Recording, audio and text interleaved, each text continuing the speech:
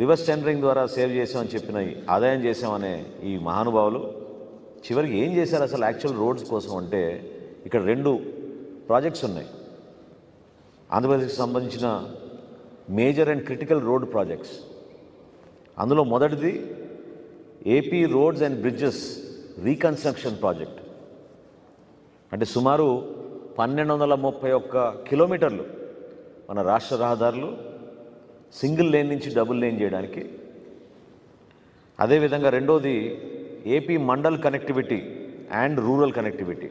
అంటే కేవలం గ్రామీణ ప్రాంతాల్లో ఒక మండలం నుంచి ఒక మండలానికి వెళ్ళడానికి అక్కడ గ్రామీణ ప్రాంతాల్లో వేయాల్సిన రోడ్ల గురించి 1297 కిలోమీటర్లు రోడ్లు వేయడానికి వీళ్ళు ప్రాజెక్ట్ ప్రపోజల్స్ తయారు చేశారు. ఇంకా ఆశ్చర్యం ఏంటంటే ఇందులో 18 బ్రిడ్జెస్ కూడా మేము నిర్మాణం చేస్తామని ప్రాజెక్ట్ రిపోర్ట్ తయారు చేశారు. టోటల్ ప్రాజెక్ట్ కాస్ట్ 6,400 కోట్ల రూపాయలు. 6,400 కోట్ల రూపాయలు. ఇందులో ఈ బ్యాంక్ లోన్ ఇచ్చింది 4,771 కోట్ల రూపాయలు, 56 లక్షలు, 4,771.56 crores.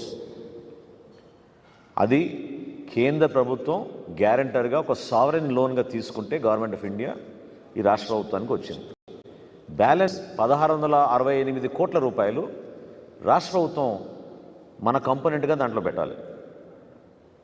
కానీ జనవరి 21 సంవత్సరంలో జరిగిన ఈ ఒప్పందం, 2021 జనవరిలో జరిగిన ఈ ఒప్పందం 5 సంవత్సరాలు పూర్తి చేస్తామన్న ఈ పెద్ద మనుషులు ఈ రోజుకి రూపాయి ఇవ్వలేదు వాళ్ళు రాష్ట్ర ప్రభుత్వం నుంచి. బ్యాంకు కూడా మొదటి ఇన్స్టాల్మెంట్గా 245 కోట్ల రూపాయలు రిలీజ్ చేశారు. కేంద్ర ప్రభుత్వం నుంచి department of economic affairs, government of India చాలా స్పష్టంగా వార్నింగ్ ఇచ్చింది రాష్ట్ర ప్రభుత్వానికి.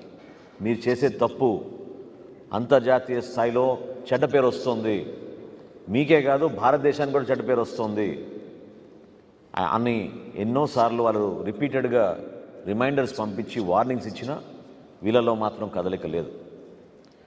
చివరికి వీళ్ళు ఏం చేశారా అంటే మొత్తం ప్రాజెక్టులో వీళ్ళు చేయగలిగింది 4.89%, అంటే 4% వరకు రోడ్లు చేసాం అని వీళ్ళు రిపోర్ట్ ఇస్తే ఆ బ్యాంక్కి ఇంకా ఊహించని విధంగా వాళ్ళు ప్రాజెక్ట్ని టర్మినేట్ చేసేసి విత్డ్రా అయిపోయారు. ఎంత దారుణం చూడండి. ఈ 4 సంవత్సరాలు వాళ్ళు చేసింది ఎంత అంటే 4%, 4.89% చేశారు వీళ్ళు, అంటే సుమారు 5%. ఇంకా బ్యాంక్ ఏం చేయగలుగుతుంది?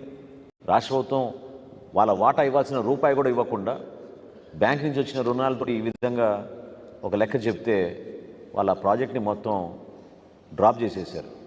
అంటే గ్రామీణ ప్రాంతాల్లో రావాల్సిన రోడ్లు, మనకి రావాల్సిన వంతెనలు, 18 వంతెనలు నిర్మాణం చేస్తా అన్న ఈ మహానుభావుడు కేవలం ఒకే ఒక వంతెన పూర్తి చేశాడు. అది చాలా ఆశ్చర్యకరమైన విషయం. అదేవిధంగా రెండో బ్యాంక్, ఇది చాలా పెద్ద బ్యాంక్, ఇది ఏషియన్ ఇన్ఫ్రాస్ట్రక్చర్ ఇన్వెస్ట్మెంట్ బ్యాంక్. వీళ్ళు కూడా ఇన్వెస్ట్మెంట్ ప్రాజెక్ట్స్ ఇన్ఫ్రాస్ట్రక్చర్ కోసం చేస్తూ ఉంటారు. వాళ్ళ దగ్గర నుంచి తీసుకున్న లోను మొత్తం ప్రాజెక్టు 4,395 కోట్ల రూపాయలు, 60 లక్షల రూపాయలు. బ్యాంక్ ఇచ్చింది 3,003 కోట్ల రూపాయలు. రాష్ట్ర ప్రభుత్వం ఇవ్వాల్సింది 1,392 కోట్ల రూపాయలు. ఇది నవంబర్ 18, అంటే గత ప్రభుత్వంలో చివరి రోజుల్లో జరిగిన ఒప్పందం. ఇది అక్టోబర్ 2023 వరకు కంప్లీట్ అవ్వాలి ఈ ప్రాజెక్ట్. కానీ ఇప్పటి వరకు బ్యాంక్ ఇచ్చిన 825 కోట్ల రూపాయలకి రాష్ట్ర ప్రభుత్వం ఇచ్చింది కేవలం 200 కోట్ల రూపాయలు. ఈ ప్రాజెక్టులో 6,000 కిలోమీటర్లు పూర్తి చేస్తామని చెప్పారు. 6,000 కిలోమీటర్లు పూర్తి చేస్తామని చెప్పారు. వీళ్ళు చూపించే లెక్క